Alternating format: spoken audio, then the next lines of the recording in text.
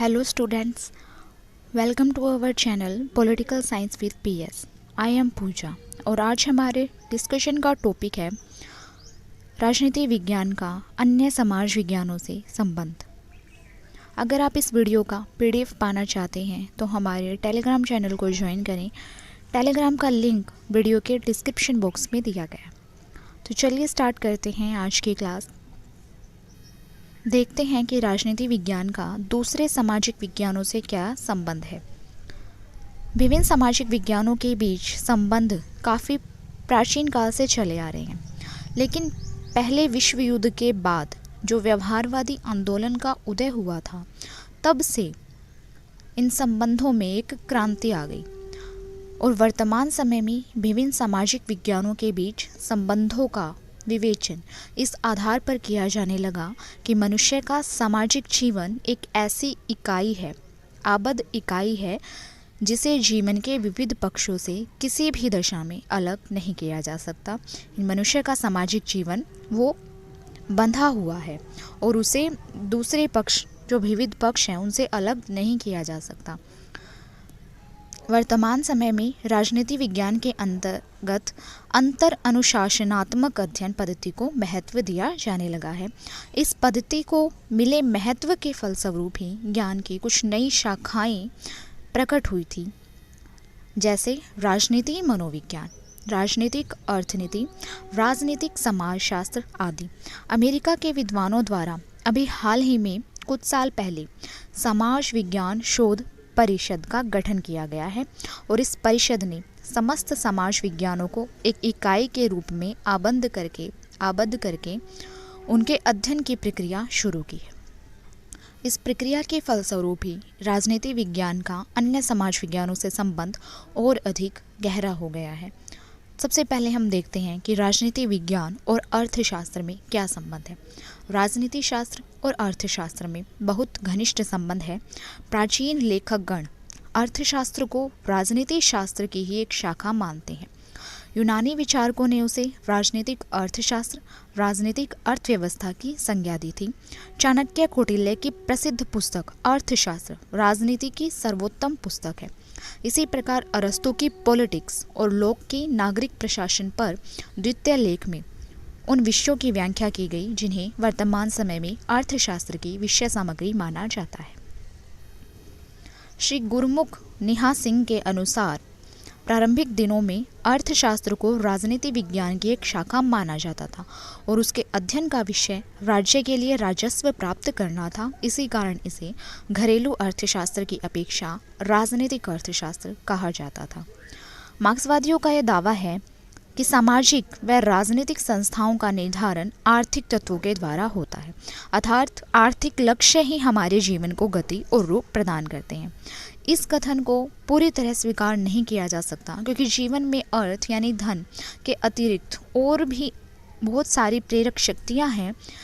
इसलिए यह मानने में किसी को आपत्ति नहीं हो सकती कि आर्थिक परिस्थितियों का जीवन पर बहुत गहरा प्रभाव पड़ता है।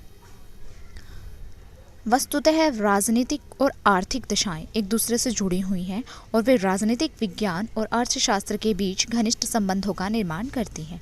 आर्थिक व्यवस्था के क्षीण हो जाने पर राजनीतिक जीवन प्रसन्न नहीं रह सकता। आर्थिक लोकतंत्र के अभाव में राजनीतिक लोकतंत्र भी व्यर्थ साबित हो रहा है। आर्थिक विकास और समृद्धि राजनीतिक विकास की ही कुंजी है। आर्थिक असंतोष राजनीतिक क्रांतियों को जन्म देता है। आर्थिक न्याय के बिना सामाजिक और राजनीतिक न्याय की स्थापना हो ही नहीं सकती। यद्यपि आधुनिक समय में राजनीति विज्ञान और अर्थशास्त्र को अलग अलग विषय माना जाने लगा है, लेकिन आज भी राजनीतिक विज्ञान और अर्थशास्त्र एक दूसरे से जुड़े हुए हैं। दोनों का ही संबंध मनुष्य से है। दोनों शास्त्रों का मुख्य उद्देश्य भी मानव कल्याण है। मानव का आर्थिक कल्याण अशांति और अराजकता की स्थिति में असंभव है, इसलिए शांति और सुव्यवस्था की स्थापना करना राज्य का कर्तव्य है। गेटिल का कहना है, आर्थिक परिस्थितियां राज्य के संगठन, विकास और क्रियाकलापों पर प्रभाव डालती है और प्रत्युत्तर में राज्य अपने कानूनों द्वारा आर्थिक स्थितियों को बदलता है। इसी कारण गार्डनर का यह कथन अर्थपूर्ण और यथार्थ के करीब है। संपूर्ण सरकारी प्रशासन का सिद्धांत ही वास्तव में आर्थिक है। अब देखते हैं अर्थशास्त्र की राजनीति विज्ञान को क्या देन है। अर्थशास्त्र ने राजनीति विज्ञान को क्या दिया है। सबसे पहले राज्य संस्थाओं का उदय और विकास, यह आर्थिक परिस्थितियों के परिणाम स्वरूप ही हुआ है। राजनीति विज्ञान में जो राज्य और संस्थाएं हैं उनका उदय और विकास आर्थिक परिस्थितियों के परिणाम स्वरूप ही हुआ। आर्थिक गतिविधियों के कारण ही विशाल राज्यों की स्थापना संभव हो सकी है। कार्ल मार्क्स का कहना है, किसी युग में संपूर्ण सामाजिक जीवन के स्वरूप का निर्धारण आर्थिक परिस्थितियां ही करती हैं। दूसरी महत्वपूर्ण देन है, राजनीतिक घटनाएं आर्थिक गतिविधियों का ही परिणाम होती हैं। विश्व की जो अनेक राजनीतिक घटनाएं हुई हैं वो आर्थिक गतिविधियों के परिणाम स्वरूप ही हुई हैं। जैसे सन 1935 में स्पेन की गणतंत्रात्मक सरकार ने श्रमिक वर्ग के हित में कानून पारित करने का प्रयास किया, तो सामंत, पादरी, सेना वर्ग ने गणतंत्रात्मक सरकार को भंग कर दिया। उसी तरह सन 1922 में इटली की शोचनीय आर्थिक दशा के कारण तानाशाही की स्थापना कर ली। 1930 में भीषण आर्थिक मंदी के परिणाम स्वरूप ही हिटलर का उत्थान और दूसरे विश्व युद्ध का आरंभ हुआ। तीसरी देन है, राज्य की नीति आर्थिक अवस्थाओं पर ही निर्भर करती है। अब हम देखते हैं कि अर्थशास्त्र का राजनीति शास्त्र पर क्या प्रभाव पड़ता है। अर्थशास्त्र स्वतंत्र सामाजिक शास्त्र जरूर है, लेकिन इसका राजनीतिक शास्त्र के साथ बहुत गहरा संबंध है।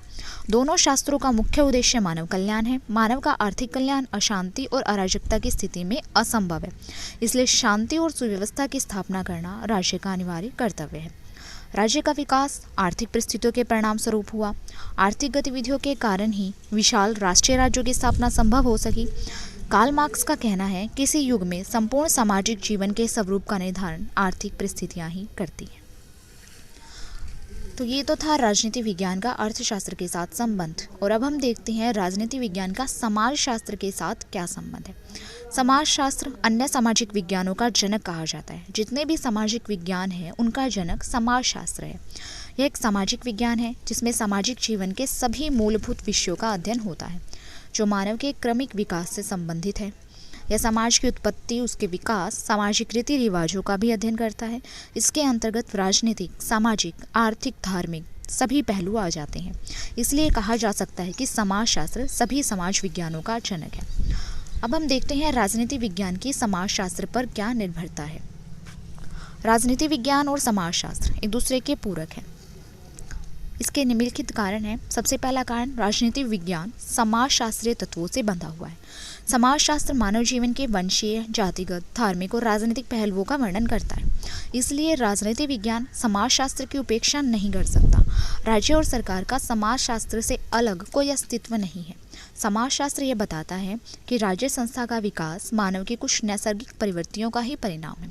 इन प्रवृत्तियों को बल इन तत्वों से मिला है: रक्त संबंध, धार्मिक विश्वासों की एकता, आर्थिक आवश्यकताएं तथा युद्ध और विजय। समाजशास्त्र के अध्ययन से हमें यह भी पता चलता है कि आरंभ में राज्यों का स्वरूप बहुत सरल था, लेकिन धीरे धीरे उनके स्वरूप और कार्यक्षेत्र में वृद्धि होती चली गई।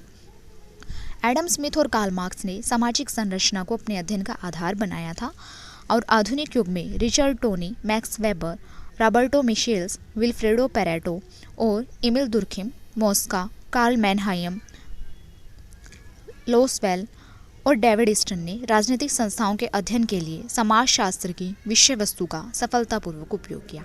उन्होंने विस्तारपूर्वक ये समझाया कि धर्म का पूंजीवाद से क्या संबंध है, मजदूर वर्ग राजनीति को किस प्रकार प्रभावित करता है, शक्ति का राजनीति से क्या संबंध है, और समाज की संरचना मतदान को कैसे प्रभावित करती है।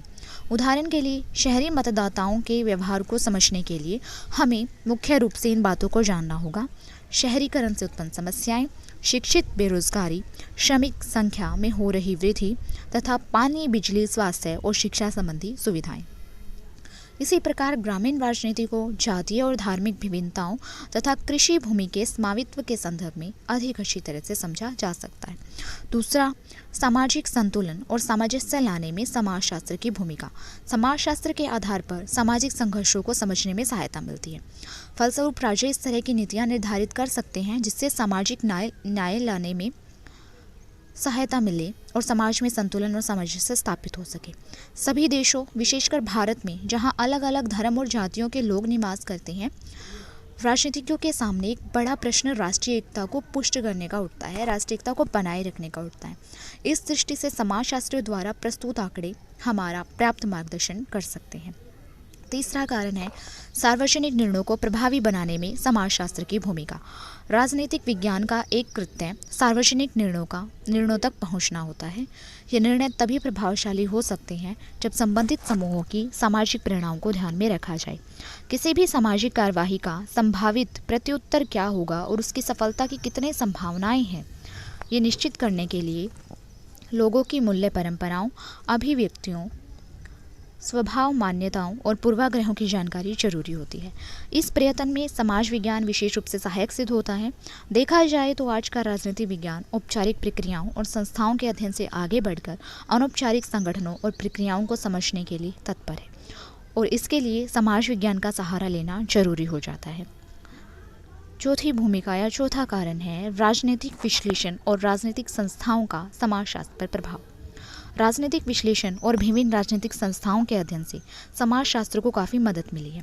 जैसे समाज के संदर्भ में राज्य ने लगातार समाज वैज्ञानिक विश्लेषण की विधियों को नियंत्रित किया है। समाज विज्ञानी शासन को उच्चतम सामाजिक संस्था के रूप में मान्यता देते हैं क्योंकि शासन में समाज को दिशा देने और सामाजिक व्यवहार को नियमित करने की क्षमता होती है। आजकल तो राज्य का कार्यक्षेत्र बहुत अधिक व्यापक हो गया है। विवाह, संपत्ति, पारिवारिक व्यवस्था, जिनका समाजशास्त्र से बहुत निकट का संबंध है, राज्य द्वारा नियमित होने लगे हैं। उदाहरण के लिए परिवार नियोजन और दहेज संबंधी जितनी भी सरकारी नीतियाँ, उन्होंने भारतीय परिवार और विवाह प्रथा को काफ़ी सीमा तक प्रभावित किया है।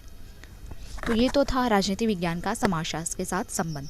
अब हम देखते हैं राजनीति विज्ञान का इतिहास के साथ क्या संबंध है। राजनीति शास्त्र और इतिहास का भी घनिष्ठ संबंध है। इस घनिष्ठता को स्पष्ट करते हुए प्रोफेसर सीले ने लिखा है, राजनीति शास्त्र के बिना इतिहास विफल है और इतिहास के बिना राजनीति शास्त्र की कोई जड़ नहीं। फ्रीमैन का भी विचार है कि इतिहास अतीत की राजनीति के अलावा कुछ नहीं है और राजनीति भी वर्तमान इतिहास के अलावा कुछ नहीं है। बर्गेस के अनुसार यदि दोनों शास्त्रों को एक दूसरे से अलग कर दिया जाए तो उनमें एक मृत नहीं तो अपंग जरूर हो जाएगा और दूसरा केवल आकाश कुसुम बनकर रह जाएगा। लॉर्ड एक्टन का कहना है, राजनीति शास्त्र वह शास्त्र है जो इतिहास की धारा रूपी नदी में बालू के स्वर्ण कणों के समान संचित किया जाता है। अब हम देखते हैं कि राजनीतिक शास्त्र के इतिहास पर निर्भरता क्या है। राजनीति विज्ञान के अध्ययन के लिए इतिहास आवश्यक और उपयोगी है। इतिहास और राजनीति शास्त्र के अध्ययन के लिए निम्नलिखित प्रकार से सहायक है। राजनीति शास्त्र के लिए इतिहास अध्ययन सामग्री प्रदान करता है। इतिहास राजनीति विज्ञान को अध्ययन सामग्री प्रदान करता है। इतिहास समाज राजनीतिक शास्त्र की तुलना और विवेचना के लिए अध्ययन सामग्री प्रदान करता है। इतिहास के द्वारा ही राजनीतिक विचारों, संस्थाओं के जन्म के विषय में हमें जानकारी मिलती है कि कौन सी संस्था का जन्म कब हुआ था और इतिहास के अभाव में राजनीतिक शास्त्र का अध्ययन केवल काल्पनिक बनकर रह जाएगा। दूसरा संबंध है इतिहास राजनीतिक शास्त्र की प्रयोगशाला है। इतिहास राजनीतिक शास्त्र की प्रयोगशाला है क्योंकि अतीत में राजनीतिक क्षेत्र में किए गए विभिन्न कार्यों के परिणाम और प्रभाव का विवरण हमें इतिहास में मिलता है। अतीत में किए गए प्रयोग वर्तमान समस्याओं को सुलझाने में और भविष्य को सुंदर बनाने में सहायक होते हैं। विल्सन के शब्दों में इतिहास राजनीतिक शास्त्र की विस्तृत प्रयोगशाला है जिसके प्रयोग द्वारा गलतियों को दोहराने से बचा जा सकता है। हम देखते हैं इतिहास की राजनीतिक शास्त्र पर निर्भरता क्या है। राजनीतिक शास्त्र ही इतिहास का ऋणी नहीं है बल्कि इतिहास भी राजनीतिक शास्त्र पर निर्भर है। राजनीतिक घटनाएं इतिहास को आधारभूत सामग्री प्रदान करती हैं। इतिहास इस दृष्टि से राजनीतिक शास्त्र का ऋणी है क्योंकि राजनीतिक घटनाओं और गतिविधियों के परिणामों के समुचित अध्ययन के अभाव में इतिहास का ज्ञान अधूरा है। सीले का कहना है, यदि राजनीतिक घटनाओं को निकाल दिया जाए तो इतिहास केवल साहित्य मात्र बनकर रह जाएगा। दूसरा कारण है राजनीतिक विचारधाराएं इतिहास का प्राण है। इतिहास को राजनीतिक विचारधाराएं प्रभावित करती हैं। स्वतंत्रता, समानता, बंधुत्व का विचार राजतंत्र के विनाश और प्रजातंत्र का आधार बन गए। रूसो के विचारों ने फ्रांस के इतिहास को, मार्क्सवाद ने सोवियत संघ को, गांधीवादी विचारधारा ने भारत के इतिहास में महत्वपूर्ण भूमिका का निर्वहन किया। ये था राजनीति विज्ञान का इतिहास के साथ संबंध। अब हम देखते हैं राजनीति विज्ञान का मनोविज्ञान के साथ क्या संबंध है। मनोविज्ञान मानव के मन और व्यवहार का विज्ञान है। मनोविज्ञान की सहायता से ही मानव के अभिप्रेरणाओं और खास कामों का लेखा जोखा लिया जाता है।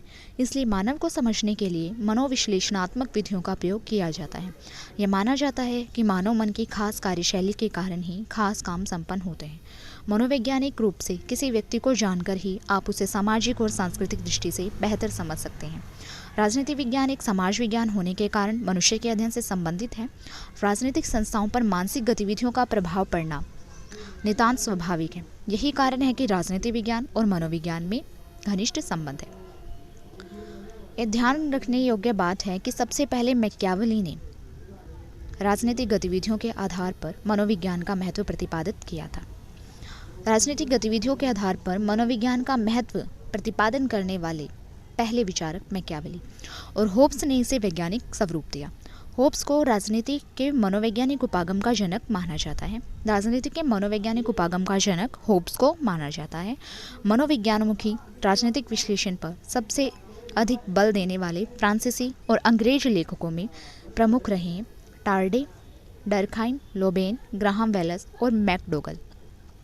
राजनीति विज्ञान के क्षेत्र में मनोविज्ञान के बढ़ते प्रभाव को ग्राहम वेल्स ने अपने प्रसिद्ध ग्रंथ में व्यक्त किया। उन्होंने स्पष्ट किया कि मनुष्य अपने राजनीतिक व्यवहार में केवल विवेक के द्वारा प्रेरित नहीं होता, वह भावनाओं और आवेगों के द्वारा भी प्रेरित होता है। फ्रायड और दूसरे मनोवैज्ञानिकों ने भी यह सिद्ध करने का प्रयास किया कि मानव व्यवहार का आधार उसके मन की अवचेतन प्रवृत्तियां हैं। इन प्रवृत्तियों का उद्गम उसकी दबी हुई इच्छाएं हैं।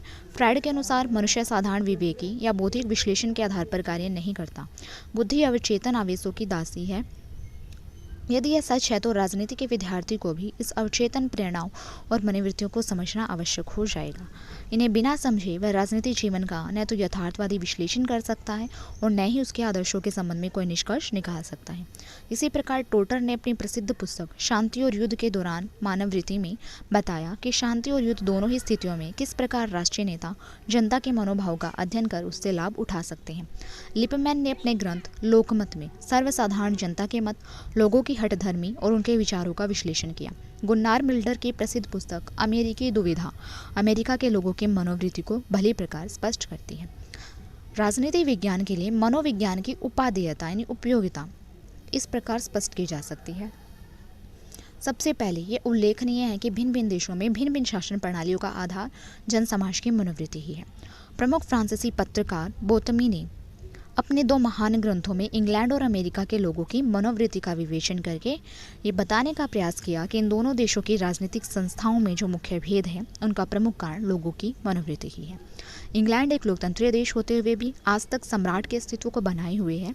इसके मूल में अंग्रेजों की भावना और मनोवृत्ति है। सम्राट का पद वहाँ यद्यपि कुछ सीमा तक निरर्थक और सारहीन हो गया है, तथापि इंग्लैंड के लोगों की ऐसी धारणा बन गई है कि जब तक बकिंगम महल में राजा और रानी विद्यमान है तभी तक वे शांति की नींद ले सकते हैं। इस प्रकार वहाँ राजपद की व्यवहारिक उपयोगिता उतनी नहीं है जितनी कि उसके पीछे जनसाधारण की भावना है। दूसरी, राज्य को किसी नवीन नीति का निर्धारण और किसी नए कानून को बनाते समय समाज की मनोवृत्ति का अध्ययन कर लेना चाहिए, अन्यथा जनता उस नीति और कानून का स्वागत नहीं करेगी। लोगों की मनोवृत्ति को ध्यान में रखकर ही नीति और कानून बनाए जाते हैं।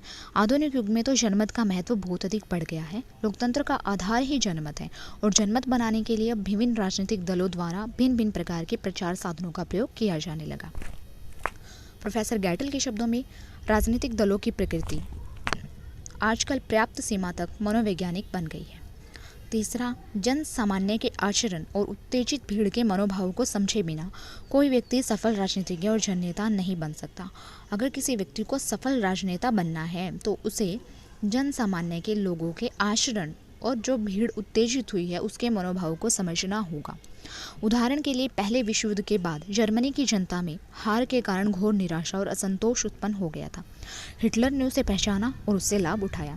जनता में उत्साह, साहस और सैनिक भावना का संचार करने के लिए हिटलर और उसके साथी कहा करते थे कि मनुष्य को शेर की तरह निर्भय और खूनी होना चाहिए। सच्चा जर्मन वह है जो अपनी बुद्धि से नहीं बल्कि अपने खून से सोचे।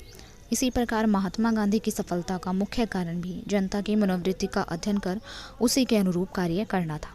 महात्मा गांधी जानते थे कि भारत एक धर्मनिरपेक्ष देश है, धर्म प्रधान देश है, इसलिए उन्होंने धार्मिक प्रतीकों, प्रार्थना, उपवास, गौरक्षा, ब्रह्मचर्य, सत्याग्रह का आश्रय लिया था।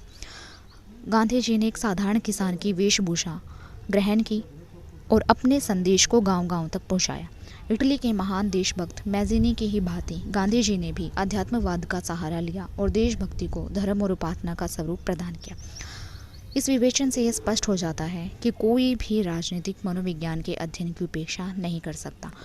लॉर्ड ब्राइस ने तो यहाँ तक कह डाला कि मनोविज्ञान ही राजनीति विज्ञान का आधार है। ये था राजनीति विज्ञान का मनोविज्ञान के साथ संबंध।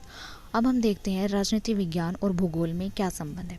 हम ये जानते हैं कि राज्य के निर्माणात्मक तत्वों में से भूखंड भी एक महत्वपूर्ण तथ्य है, क्योंकि भूगोल के अध्ययन के विषय भी भूखंड अर्थात पृथ्वी, जल, वायु होते हैं।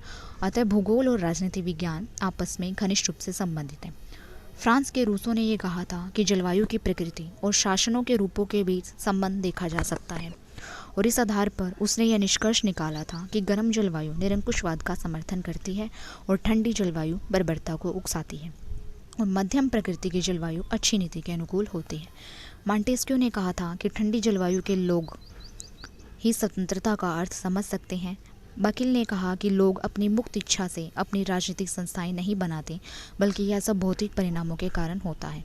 घूमते हुए कबीलों ने भी वहीं अपना स्थायी स्थान बनाया था जो पहाड़ों से घिरे और नदियों के तट पर थे, या जहाँ की जलवायु बहुत अच्छी थी। भौगोलिक दूरी के कारण प्राचीन यूनान में राजनीतिक एकता स्थापित नहीं हो सकी। यही बात अब इंडोनेशिया और फिलिपींस के बारे में भी कही जा सकती है। अफ्रीका का मध्य एशिया के देश अपने भौगोलिक दिशाओं के कारण उभर नहीं सके। यदि अफ्रीकी देश बहुत गर्म है तो पश्चिमी एशिया के देशों में जल और वनस्पति का अभाव है। ऐसे देशों में आर्थिक समृद्धि नहीं आ सकती। स्विट्जरलैंड में प्रत्यक्ष लोकतंत्र की सफलता का कारण वहाँ की भौगोलिक स्थिति ही है। भूटान और नेपाल जैसे देश यदि राजनीतिक दृष्टि से पीछे हैं तो इसके कारण प्राकृतिक साधनों की दृष्टि से उनका असंपन्न होना भी है। वस्तुतः किसी भी देश के समाज की राजनीतिक समस्याएं और जीवन को समझने के लिए वहाँ के भूगोल का पर्याप्त मात्रा में ज्ञान होना जरूरी है। भूगोल न केवल राष्ट्र की गृह नीति को प्रभावित करता है, बल्कि उसकी विदेश नीति भी उसके प्रभाव से अछूती नहीं रहती। आज अमेरिका और रूस विश्व की महानतम शक्तियाँ हैं। इसका कारण वहाँ का भूगोल है। प्राकृतिक संपदा और खनिज पदार्थों की बहुतायत के कारण ही उनकी राष्ट्रीय शक्ति में वृद्धि हुई है। आज पश्चिमी एशिया के देश अंतर्राष्ट्रीय राजनीति के केंद्र बन गए हैं। इसका कारण उनकी भौगोलिक स्थिति, खनिज पदार्थों की बहुलता और तेल के विशाल भंडार है। ये था राजनीति विज्ञान का भूगोल के साथ संबंध। तो आज की क्लास में हमने राजनीति विज्ञान का अन्य समाज विज्ञानों के साथ संबंध जाना, राजनीति विज्ञान का समाजशास्त्र के साथ संबंध, इतिहास के साथ संबंध, मनोविज्ञान के साथ संबंध, अर्थशास्त्र के साथ संबंध और भूगोल के साथ संबंध। तो आज की क्लास में इतना ही। मिलते हैं नेक्स्ट क्लास में एक नए टॉपिक के साथ। ऐसे ही महत्वपूर्ण टॉपिक्स पर वीडियो पाते रहने के लिए सब्सक्राइब कीजिए हमारे चैनल को, और इस वीडियो का PDF पाने के लिए टेलीग्राम चैनल को ज्वाइन करें। Thank you.